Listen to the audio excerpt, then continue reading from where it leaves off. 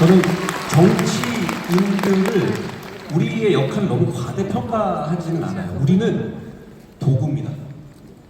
여러분의 도구예요. 여러분이 분노하면 그걸 대변해줘야 되고, 여러분이 그러니까 전혀 생각 못하는 외계의 물질을 갖다 놓는 게 아니라 이미 분노하고 있는 지점을 대변해주고 거기서 싸워줘야 하는 겁니다. 여러분 국민들께 우리가 너희들 이거는 분노해야 돼 이렇게 가르치는 게 아니거든요. 그냥 끌어오르는 분노가 나올 지점에서 그걸 이끌어줘야 하는 것이고, 대장동 황선포기는 정확하게 그렇습니다. 왜냐하면 왜 그 이재명 대통령의 사실상 공범들이 재벌돼야 되죠? 그걸 누가 용인하겠어요? 지금 같은 부동산 어려운 시기에. 그런데 거기서 그래서 저는 제가 그날 밤부터 검찰이 자살했다라는, 저 마음 약한 사람이거든요. 그렇게 센 말 하고 할 때마다 가슴이 털럭털럭해요. 그런데 그렇게 불을 붙여야 한다고 생각했습니다. 그렇게 불러갔다.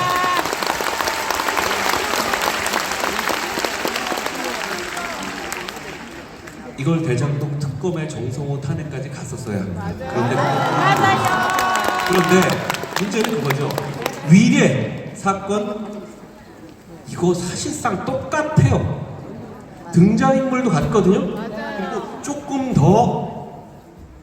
조금 다른 기법으로 해먹은 사건이에요. 근데 그걸 그냥 검찰 항소 포기한다? 저는 지금 저렇게 순치된 검찰이 또 저런 짓을 할 수도 있다고는 생각했는데, 정말 놀랐던 것은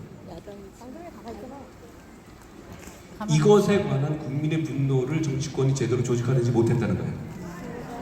그건 유능함이고 실용입니다. 자, 여러분이 말하는 실용이라는 게 정치에서 필요한 싸움을 안 할 겁니까? 이상한 짓을 하면 싸워야 되는 거예요. 여러분 그런 얘기 하죠. 자꾸 싸우지 말라고요. 아니, 이상한 짓을 하는데 안 싸우고 놔두면 그거는 협잡이죠. 싸워야 할 때 싸워야 하는 거예요. 여러분 저한테 너무 싸우지 마라. 저는 싸워야 할 때 앞으로 더 싸울 겁니다. 그런데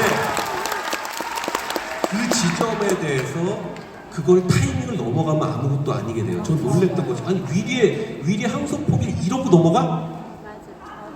결국은 여러분들이 말하는 실용이라는 것이 무슨 새벽 배송만 막아주고 이런 문제가 아니라, 이렇게 진짜 싸워야 하는 문제에서 실용적으로 싸워주는 것도 포함되는 거라고 생각합니다. 결국 그건 실력이고 성실함이에요.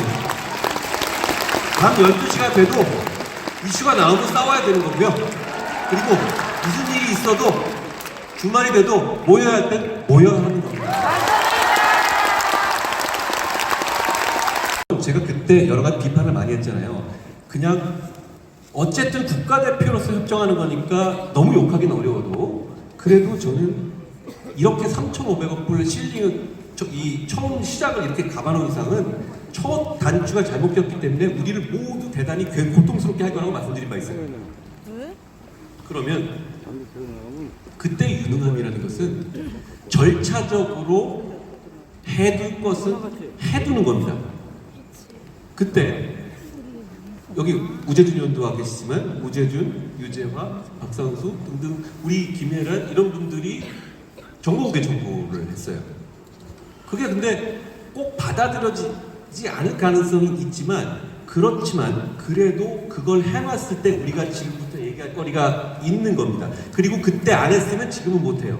왜냐하면 과거 FTA에서 민변이 정보공개 청구를 한 전례가 있거든요. 그거가 있어서 우리가 주장할 수 있다. 결국은 성실함이에요. 그리고 그걸 별로 반향이 없더라도 해둘 건 해두고 넘어가야 한다라는 거예요. 그런 면에서 보면 저는 요즘 젊은 정치인들이 할 일을 제대로 해내고 있다라고 생각해요.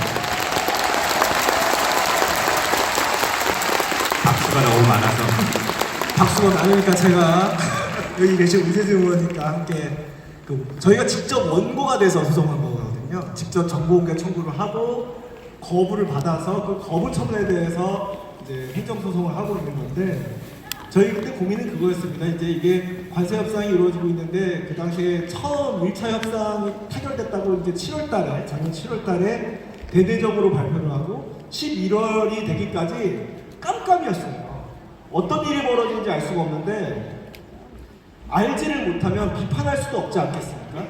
책임을 나중에 물으려니까 뭐가 어떻게 돌아가는지는 최소한 알아야겠는 거예요. 그래서 저희가 우재준 의원도 그렇고 저희도 그렇고 다 변호사들이 있습니다. 그래서 법정을 찾아보니까 일단 국회에서 할 수 있는 일이 있더라고요. 하나는 통상조약법이라는 게 있는데 거기서 이제 산자위라는 소관 상임위 기준으로 이것저것 정보도 확인할 수 있고 뭐 상임위원회 차원에서 나중에 국회 비준도 준비할 수 있고 그렇더라고요. 근데 일반 국민 차원에서 할 수 있었던 건 뭐냐면 국민의 알 권리였어요. 아니 니네들이 우리들의 대표라면서 일을 하는데 어떻게 일이 진행되고 있는지 최소한 알 권리 정도는 우리한테 보장돼야 되는 거 아니냐. 그렇죠. 이런 차원에서 요구를 했던 거고 그거는 어떻게 보면은 감사합니다. 그런 거는 어떻게 보면은 대표님께서 말씀하신 성실함이었다고는 생각해요. 왜냐하면 당장 현행법 테두리 안에서 우리가 할 수 있는 일을 열심히 찾고 우리가 가지고 있는 권리를 열심히 행사하려고 하는 것이니까 그것도 어떻게 보면은 성실함의 한 가지 예라고 할 수 있겠습니다. 성실함 하면 또 우리 김준호 전 대변인 아니겠습니까? 그런가요? 오늘 봐도 성실하죠. 성실한 사례 하나 들어주세요. 성실한 사례. 오늘 여기 계신 분들 중에서 제가 제일 빨리 온 사람이 아닐까라는 생각이 드는데 성실한 게 뭐 다른 거 있겠습니까? 그 자리에서 최선을 다하고 항상 일을 시작하기 전에 불평불만이 많고 그리고 투덜대고 왜 이런 일을 또 시킬까? 이런 행위는 왜 하는 걸까?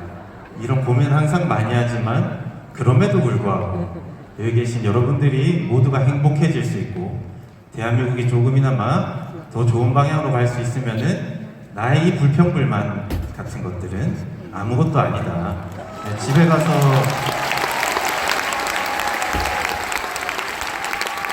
사실 제가 국회의원 후보를 했었는데요. 제가 유세할 때 이렇게 많은 사람이 온 적이 단 한 번도 없었는데 온 김에 기분 한번 내죠. 뭐.